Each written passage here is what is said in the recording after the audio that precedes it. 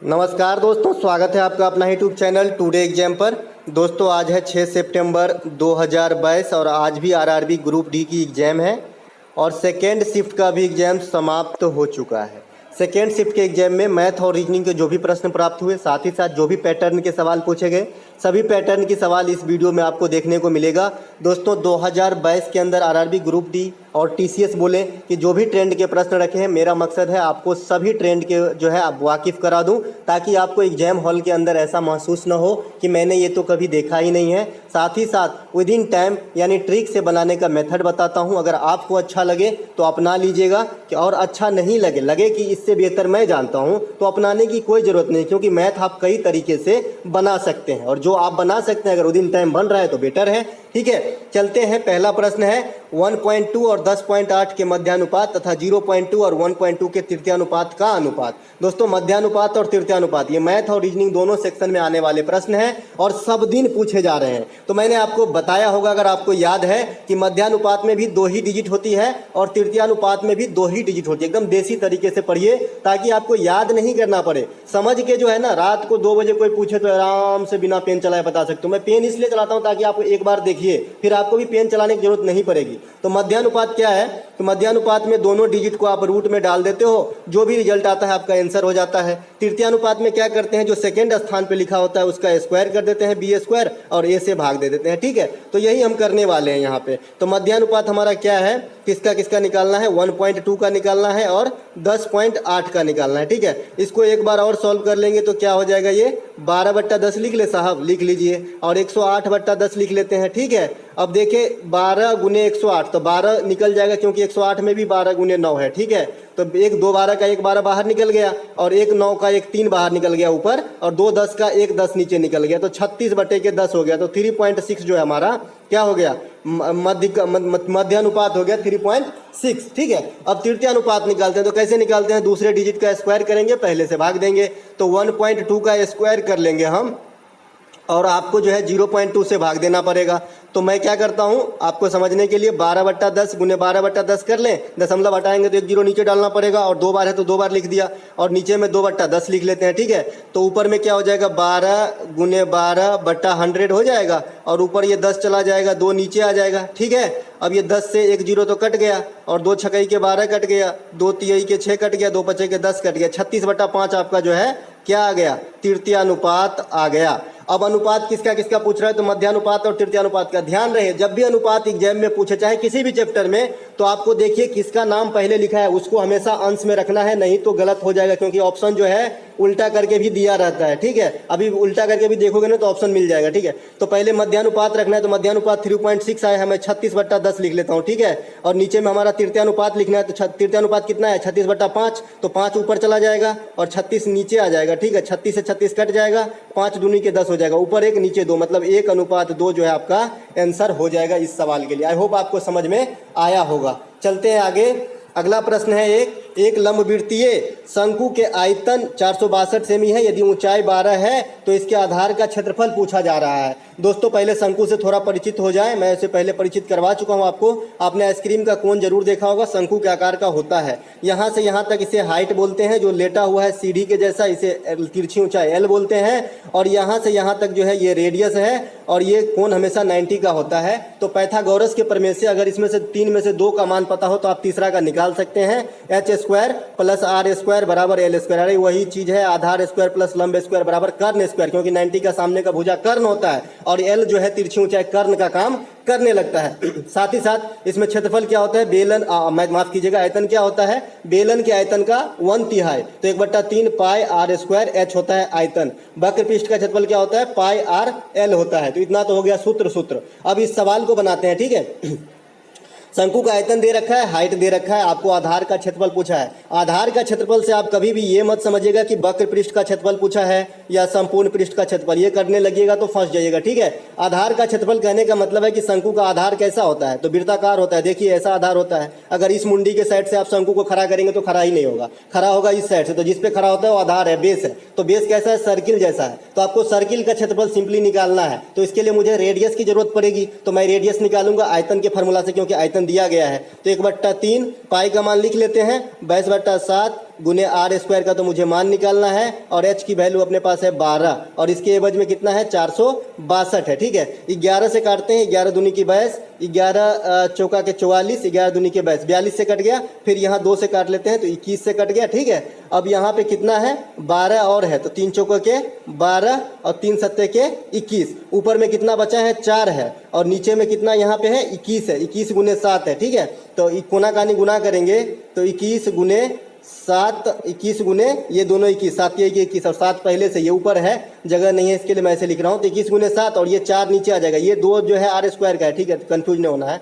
अब इसको जब रूट में करेंगे तो आर की वैल्यू निकल जाएगी, तो आर की वैल्यू कितनी निकली 7/2√3। ठीक है, 7/2√3। कैसे भैया, क्योंकि इसमें भी एक 7 तो है 21 में, तो 2 7 का एक साथ बाहर निकलेगा, √3 अंदर ही रह जाएगा, और 4 का 2 निकलेगा, तो 7/2√3 निकल गया। तो आर का वैल्यू आपका कितना निकला 7/2√3 निकला। अब क्षेत्रफल निकालना है किसका, वृत्त का। क्यों, क्योंकि जो है शंकु का जो आधार है वृत्ताकार होता है, तो वृत्त का क्षेत्रफल क्या होता है पाई आर स्क्वायर, तो 22/7 गुने 7/2 का 7/2√3 का स्क्वायर कर लेंगे। ठीक है, तो 49/4 गुने 3 हो जाएगा, तो 22/7 गुने 49/4 इतना, और गुने √3 का स्क्वायर करेंगे तो 3, इसी को काटेंगे तो काम हो जाएगा। तो 49 को 7 से काट दिए 7 बार में। ठीक है, 11 को 2 काटे, इसको 11 बार में काटे, 77 गुने 3/2 आपका आंसर हो जाएगा। तो 77 गुने 2 77 गुने 3 था बट्टा 2। ठीक है, तो 77 दूनी के हो जाएगा आपका कितना होता है 20 20 40 154, ये इसको जो काटेंगे ना तो यही आपका राइट आंसर हो जाएगा। ठीक है, एक बार और देख लेते हैं, इसमें कोई दिक्कत नहीं है। रेडियस कितना निकला था 7/2√3 निकला था, इसका स्क्वायर करना और पाई से गुना करना है 22/7। ठीक है, करके देखिएगा, जो आंसर आएगा आपका राइट आंसर हो जाएगा 49/4 गुने 3, तो 49/4 गुने 3 गुने 22/7। कन्फ्यूज नहीं भैया, 7 7 49 करना है, ये 2 करना है, 11 करना है, 33 गुने 7/2 होगा। ठीक है, 33 गुने 7/2, यही तो मैं बोल रहा था कहीं कुछ छूट रहा है। इसको कीजिएगा तो 115.5 आपको आ जाएगा, देख लीजिएगा। ठीक है, 30 पंचे 150 और 5 3 15 165। ठीक है, इस प्रकार से देख लेते हैं। एक यहाँ पे प्रश्न है, 42 सेमी की भुजा वाले एक समबाहु त्रिभुज के अंतर्वृत्त का क्षेत्रफल क्या होगा। अब 42 सेमी भुजा है, तो और पहले तो आप मैं इस पे बना देता हूँ कि समबाहु त्रिभुज है, तो इसमें 60-60 का कोण होता है सभी, क्योंकि त्रिभुज के तीनों कोणों का मान 180 होता है, सभी भुजा बराबर है तो सभी कोण भी बराबर होते हैं। इसके बाद इसके हाइट के लिए एक फार्मूला बताया था कि हाइट जो है, और अगर भुजा दिया है तो हाइट बटा भुजा बराबर √3/2। ध्यान रहे हाइट के सामने √3 होती है, भुजा के सामने 2 रहता है, कभी कंफ्यूज नहीं होइएगा। ठीक है, तो इससे मैं हाइट निकाल लेता हूँ। पहले तो इस तरीका बताता हूँ, फिर रामबाण तरीका बताऊंगा। ठीक है, तो भुजा बाई एच कर लेता हूँ, भुजा के सामने 2 और एच के सामने √3। ठीक है, तो ये 21 हो जाएगा, एच का वैल्यू कितना आ गया 21√3 आ गया। ठीक है, 21√3 आ गया। अब एच क्या होता है, यहाँ से होती है ये 3 यूनिट की वैल्यू होती है, और मैंने बताया था कि ऊपर के साइड 2 यूनिट और नीचे के साइड 1 यूनिट होता है, क्योंकि ऊपर के साइड जो है ये बाह्य वृत्त की रेडियस होती है, और नीचे के साथ जो है नीचे के साइड जो है एक वाला वो स्मॉल वृत्त की रेडियस होती है जो इसके अंदर बनेगी। ठीक है, तो इसी अंदर वाले वृत्त का पूछा जा रहा है, तो टोटल कितना निकला था 21√3, ये 3 यूनिट का वैल्यू है, तो 1 यूनिट का वैल्यू निकाल लेंगे, यहाँ से 3 से भाग देंगे। ठीक है, इसको काटेंगे तो 21/√3 जो है आपका 1 यूनिट की वैल्यू निकल जाएगी, 21/√3। ठीक है, अब 21/√3 निकल गया है, तो वृत्त का क्षेत्रफल क्या हो जाएगा पाई आर स्क्वायर, तो पाई गुने 21/√3 को अगर काट ले हम, इसी का स्क्वायर कर लेते हैं, काटने की जो छोड़िए, तो कितना हो गया 22 गुने 21 गुने 21/7 गुने √3 का स्क्वायर करेंगे तो 3, 7 या 21 कट गया, 22 गुने 21 आपका आंसर हो जाएगा। ठीक है, 22 गुने 21 जो भी करेंगे जो भी निकलेगा आपका आंसर हो जाएगा। मैं यहाँ पे गुना कर लेता हूँ 22 गुने 21, 22 दूनी की 44, 44 पे एक 0 डाल देंगे क्योंकि दशमलव से गुना करते हैं, फिर 22 22 1 22, तो आपका 462 आंसर आने वाला है। ऑप्शन नंबर बी में यहाँ पे राइट आंसर हो जाएगा। अब मैं रामबाण ट्रिक जो बताता हूँ, इतना करने की कोई भी जरूरत नहीं है इस सवाल में, चाहे समकोण त्रिभुज की कोई भी सवाल पूछे, आपको कुछ भी करने की जरूरत नहीं है। मैंने कहा कि आपको भुजा को 2√3 यूनिट मानना है, मेरे साथ बोलिए 2√3 यूनिट का वैल्यू दे रखा है आपको, भुजा का मान कितना 42, यहाँ से काटेंगे तो ये हो जाएगा आपका 21 1 यूनिट का वैल्यू हो गया आपका 21/√3, ठीक है। या फिर इसे काट ले तो 7√3 हो जाएगा, क्योंकि 7 क्या 21 हो जाता है, तो 3 से √3 मरतबे कटेगा। 1 यूनिट की वैल्यू 7√3। मैंने अभी बताया कि नीचे का जो होता है 1 यूनिट होता है, ऊपर का 2 यूनिट होता है, टोटल हाइट 3 यूनिट होता है। तो बाह्य वृत्त का अगर त्रिज्या निकालना हो तो 2 यूनिट होगा, तो यहाँ पे 14√3 हो जाएगा। और स्मॉल वृत्त का त्रिज्या निकालना हो तो 1 ही यूनिट होगा, तो 7√3 होगा। तब 7√3 निकल गया आपका रेडियस। अब कर लीजिए 7√3 का स्क्वायर गुने पाई से गुना कर दीजिए, पाई आर स्क्वायर हो गया आपका। वही आंसर आएगा 462। करके देखिएगा एक बार और मुझे पोस्ट कीजिएगा कि आया कि नहीं आया, ठीक है। कोई मतलब समबाहु त्रिभुज की कोई सा भी प्रश्न हो, आपको 2√3 भुजा को मान लेना है, आपको कुछ भी निकल जाएगा। Internal radius, external radius, height, परिमाप, क्षेत्रफल, कुछ भी, ठीक है। एक प्रश्न यहाँ पे कि 11 अंकों की एक संख्या है जो 72 से विभाजित है और इसका मान पूछ रहा है। दोस्तों जब भी 72 से जो संख्या विभाजित होगी, स्वाभाविक सी बात है कि 9 से और 8 से दोनों से विभाजित होगी। अब 9 से विभाजन का नियम क्या है कि अंकों का टोटल योग 9 के गुणज में होना चाहिए, और 8 से विभाजन का नियम क्या है कि लास्ट 3 डिजिट जो है 8 से विभाजित होना चाहिए, या फिर 3 0 होना चाहिए लास्ट में, ठीक है। तो पहले मैं 8 से चेक करूंगा। क्यों पहले 8 से चेक करूंगा भैया? अगर मैं पहले 9 से चेक कर लिया तो यहाँ पे कुछ भी रख के फुलफिल हो जाएगा, लेकिन 8 से भी तो होना चाहिए, तो पहले मैं 8 से चेक करता हूँ। यहाँ पर x का वैल्यू मगर 1 रख लिया तो 516 हो जाएगा, ये तीनों डिजिट 8 से विभाजित है क्या? 8 6 48, 3 5 36 नहीं है, तो 1 नहीं रखेंगे। अब x के वैल्यू हम 2 रख लिए तो 526 हो गया। 8 से विभाजित करें, 8 6 48, 4 5 46 नहीं कटा, ये भी नहीं काम आएगा। फिर 3 रखते हैं, 536 हो जाएगा। 8 से विभाजित है क्या? 8 6 48 और 5 5 6 56, 8 7 56, हाँ जी विभाजित हो रहा है। अब मेरा x की वैल्यू जो है 3 आ गया है, ठीक है। अब मैं इसको जोड़ लेता हूं कि 9 के गुणज में मुझे लाना है, तो 4 6 10, 8 18, 8 8 16 26, 4 30, 8 38, 8 5 13 43 और 3 इसका निकला है 46 और 6 52, 6 6 12, 52 हो गया। अब 52 में हम क्या जोड़ें कि 9 के गुणज में आ जाए, ठीक है। टोटल योग जो है 52 प्लस y है। अब y का क्या वैल्यू रखें कि जो है 9 से विभाजित तो हो जाए, तो y का जो है मिनिमम नंबर मुझे 2 रखना पड़ेगा, तभी 9 6 के 54 हो जाएगा। इससे हमारा क्या पता चला कि x का वैल्यू 2 आया, y का वैल्यू 3 आया। अब दोनों का रूट मुझे से पूछा जा रहा है, तो 2 गुने 3 रूट अंडर मतलब √6 कहाँ है? ऑप्शन नंबर सी है। दोस्तों इसी एनर्जी के साथ आपको भी करना है और एकदम कान खोल के सीखना है, कुछ भी याद नहीं करना है, ठीक है। एक प्रश्न यहाँ पे है कि रेलगाड़ी 32 सेकंड में एक पेड़ को पार कर जाता है, 40 सेकंड में 300 मीटर लंबे पुल को पार कर जाता है। उस रेलगाड़ी की लंबाई पूछा गया है। सबसे पहले थोड़ी सी रेलगाड़ी से जानकारी ले लीजिए। एक सूत्र आपको याद होना चाहिए, समय बराबर दूरी बट्टा चाल, ठीक है। ये सूत्र रिवर ग्रीन वाला याद होना चाहिए। इसके बाद जब 2 ऑब्जेक्ट चलती है रेलगाड़ी के साथ तो एक ही दिशा में चलती है, तो सापेक्षिक चाल v1 - v2 हो जाता है।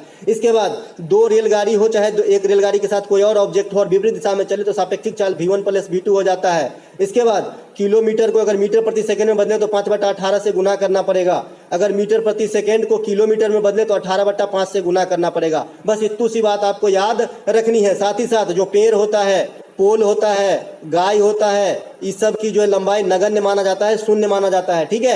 ये बात आपको ध्यान रखना है। तो यहाँ पे क्या है, एक रेलगाड़ी 32 सेकंड में जो है एक पेड़ को पार कर, तो पेड़ की लंबाई क्या होगी? शून्य। तो उस समय क्या होगा, रेलगाड़ी का जो खुद लंबाई होगा ना उसी को पार किया होगा 32 सेकंड में। तो ये क्या हो गया? चाल। क्या दूरी है ऊपर और नीचे क्या है? समय। तो दूरी बट्टा समय क्या होता है? चाल। एक चाल तो ये निकल गए। दूसरे चाल क्या है कि x प्लस जब रेलगाड़ी अपनी 300 मीटर लंबे पुल को पार कर लेता है तो उस समय कितना समय लगता है? 40। ये भी क्या है? दूरी बट्टा समय है। तो दोनों चाल हो गया। चाल बराबर चाल कर लेंगे, आपका आंसर निकल जाएगा। आप मैनर करता है कि आप कैसे गुना करते हैं, इसको कितना स्टेप बचाते हैं। मैं यहाँ पे सीधा दिख रहा हूँ, 8 चौका 32, 8 पचे के 40, कोना कानी गुना करेंगे, ये 5x हो जाएगा, ये 4x हो जाएगा। तो इस लेफ्ट साइड में जो है x बचेगा, 4x आके घटेगा और 4 तिहाई के 1200, तो 1200 मीटर का जो है वो टनल है। 300 मीटर लंबे पुल को 1200 मीटर की जो है रेलगाड़ी है। रेलगाड़ी का पूछा रहा है, टनल का लंबाई तो 300 दे दिया था। तो यहाँ पे लंबाई जो है रेलगाड़ी की 1200 मीटर की है। मालगाड़ी होगा, लंबा गाड़ी होगा, ठीक है। चलते हैं आगे।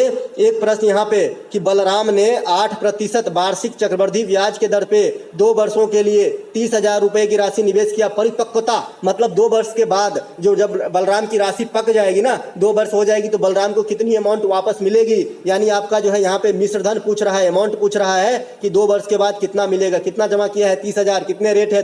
8%। कितना समय है? 2 वर्ष। 2 वर्ष के लिए SI निकालने का मैं आपको रामबाण फार्मूला बताया हूं कि जब भी 2 वर्ष के लिए आप माफ कीजिएगा CI, 2 वर्ष के लिए CI निकालना हो तो रेट को जो है कैलकुलेटिव बना लो। मतलब रेट को जो है एक फाइनल कंक्लूजन में ढाल लो। तो कैसे ढालते हैं? 2R R² में ढालते हैं। रेट कितना प्रतिशत है? 8। तो 8 दूनी के कितना हो गया 16, और 8 का स्क्वायर कितना होता है 64। ये भी बताया था कि इस स्लाइड के बाहर जो है यहाँ पे मुझे 3 अंक नहीं चाहिए, 3 अंक आ जाए तो 1 अंक जो है 16 में शिफ्ट करते, लेकिन यहाँ पे 64 है जो 2 ही अंक है तो मैं शिफ्ट नहीं करूंगा, यानी मेरा फाइनल जो रेट है 16.64% है। अब मैं 16.64% निकाल लूंगा 30,000 का तो मेरा ब्याज निकल जाएगा, और यहाँ पे मिश्रधन पूछ रहा है तो डायरेक्ट 116.64% भी हम निकाल सकते हैं। तो डायरेक्ट हम निकाल ले या फिर मैं पहले ब्याज ही निकाल दूं, नहीं तो आप कंफ्यूज हो जाओगे कि 116.64% कहाँ से आया, क्योंकि कोई भी चीज़ 100% होता है और 16.64% मुझे ब्याज मिल गया है, मेरे मतलब इसका मतलब मेरा मूलधन का 116.64% हो गया है। तो मैं पहले CI निकाल लेता हूँ, ब्याज निकाल लेता हूँ।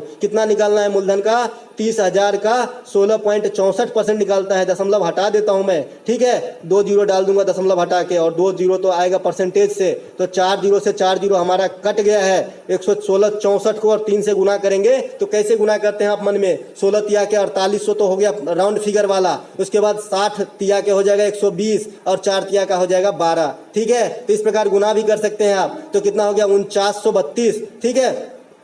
4900 जो है 32 आपका जो है 4900 कुछ गलती हो रही है यहाँ पे, 36 का 18 180 हो जाएगा जी, 4992 हो गया, 4992 ब्याज मिल गया और 30,000 है आपका मूलधन, तो कितना हो गया 34,992। ऑप्शन नंबर डी यहाँ पे राइट आंसर है। साथ ही साथ 3 साल का जब भी आपको CI निकालना हो तो क्या करते हैं 3R स्क्वायर RQ में डालते हैं और निकाल देते हैं, ठीक है। ये कैलकुलेटिव रेट है, इतना मूलधन आपको निकाल देना है। एक प्रश्न यहाँ पे, किसी समचतुर्भुज के क्षेत्रफल 150 सेंटीमीटर है, इसके एक विकर्ण की लंबाई 10 है, दूसरे विकर्ण की लंबाई।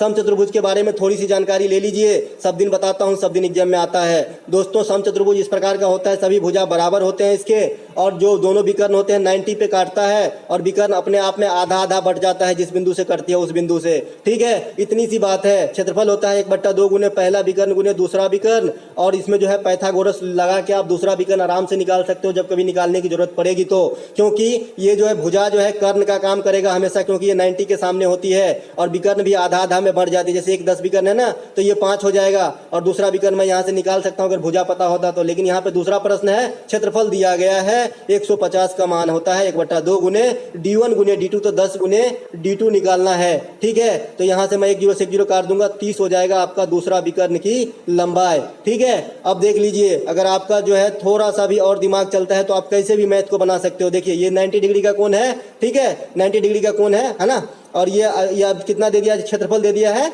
आपका, क्षेत्रफल कितना है 150, ठीक है। तो 150 तो 4 ट्रायंगल का क्षेत्रफल है ना भैया, 1 2 3 चारों ट्रायंगल का क्षेत्रफल है, क्योंकि पूरे जो ये आकृति है उसका क्षेत्रफल है। तो 150/4 एक ट्रायंगल का क्षेत्रफल होगा, तो 75/2 होगा एक ट्रायंगल का क्षेत्रफल, यानी इसका जो है मान लीजिए इसका तो 75/2 क्षेत्रफल है, और एक जो है आपका विकर्ण 10 दिया है तो आधा आधा करता है तो 5 हो जाएगा, और एक x हो जाएगा। देखिए मैं दूसरा विकर्ण कैसे निकालता हूँ आपका, तो समकोण त्रिभुज का क्षेत्रफल क्या होता है 1/2 गुने आधार गुने हाइट, तो 5 गुने x, और उसका वैल्यू कितना है 75/2। क्यों 150 नहीं लिख सकते, क्योंकि 4 ट्रायंगल का है भाई, मैं एक ट्रायंगल का निकाल रहा हूँ, ठीक है। अब यहाँ से आप करके देख सकते हैं, तो ये हो जाएगा आपका 15 × 75, और 2 से 2 कट गया, तो x का वैल्यू कितना आ गया 15, ठीक है। यहाँ से यहाँ तक आ गया 15, तो पूरा विकर्ण का 30 नहीं होगा, क्योंकि आधा आधा में काटता है। तो आपको बनाना आना चाहिए और समझ आनी चाहिए। मैथ को आप 2500 तरीके से बना सकते हैं ना, कोई बड़ा इशू नहीं है। एक प्रश्न यहाँ पे, 42 सेमी त्रिज्या वाले एक वृत्ताकार तार को एक आयत के रूप में मोड़ा जाता है और 6:5 के अनुपात में शेप घेरता है, तो छोटी भुजा का अनुपात क्या है। बहुत ही अच्छा सवाल, और यहाँ तक से CGL तक आपका पीछा नहीं छोड़ता है। तो 42 सेमी वृत्ताकार है, ये वृत्त है, इसकी जो है रेडियस जो है 42 सेमी है, और इसको एक मतलब आयत के रूप में मोड़ दिया गया है। आयत के रूप में इस प्रकार से आयत होती है, और इसकी जो भुजा का अनुपात है ये 6:5 में है, ठीक है। और आपसे छोटी भुजा की लंबाई पूछा जा रहा है, तो मैं किस चीज का सूत्र लगाऊं, ध्यान कीजिए, टोटल लंबाई कैसे निकलेता है, तो परिधि का सूत्र, ठीक है। त्रिभुज में उसे ही परिमाप बोलते हैं, वृत्त में परिधि बोल देते हैं, ठीक है। तो स्फेयर जो है आपका जो क्या हो जाएगा, वृत्त की परिधि क्या होती है 2πr, तो 2πr जो है इसका जो है 42 में रखना है, तो 2 गुने 42 यानी और 22/7, मैंने 2πr लिख दिया है, 2πr 7 छक्के 42, 12 गुने 22 जो है इसी को 6:5 में रखा गया है और परिमाप में, ठीक है। तो 12 गुने 22 का मान मैं निकाल लेता हूँ, 22 गुने 12 अगर करेंगे तो 22 दाहिन के हो गया 220, और 22 दूनी की होती है 44, तो आपका हो जाएगा 264 हो जाएगा। तो 264 हो गया आपका, ये वाला इसी शेप से बना है ना भैया, तो इसी शेप से बना है, तो इसका परिमाप हो गया 264, ठीक है ना, ठीक है। जैसे जैसे वृत्त की परिमाप होती थी, परिधि 264 था, तो यही परिमाप से ये भी बना है, फॉर्म चेंज हो गया है, तो ये 264 है, ठीक है। तो 264 है तो ये 6x और 5x में है, अनुपात है, ठीक है, 6:5 में है। तो परिमाप का सूत्र क्या होता है, 2 × l + b। तो l का मान कितना 6x रखूं और b का मान कितना 5x रखूं, इसके बराबर कितना रखूं 264 रखूं, 11x × 2 यानी 22x बराबर 264 रखूं, 22x बराबर 264 रख लूँ, 22 से कट जाएगा ये, 22 से 22, 22 दूनी की 44, x की वैल्यू आपका आ गया है 12। चूंकि बड़ा भुजा 6 के अनुपात में, छोटा 5 में है, तो छोटा भुजा पूछा जा रहा है, तो 12 × 5 = 60 जो है आपका आंसर हो जाएगा। आई होप मजा आ रहा होगा, तो लाइक कर दीजिएगा। साथ ही साथ इस वीडियो का ये अंतिम क्वेश्चन था।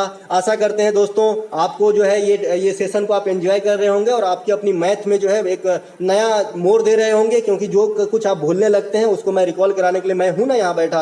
आपको मैं पास करवा के ही छोड़ूंगा, बस मेरा साथ मत छोड़िए। आप दुनिया में हर जगह से पढ़िए, लेकिन मेरा भी पढ़िए, ठीक है। अगर अच्छा लगा हो तो लाइक कर दीजिएगा। मिलते हैं जीके जीएस के एनालिसिस वाली वीडियो के साथ।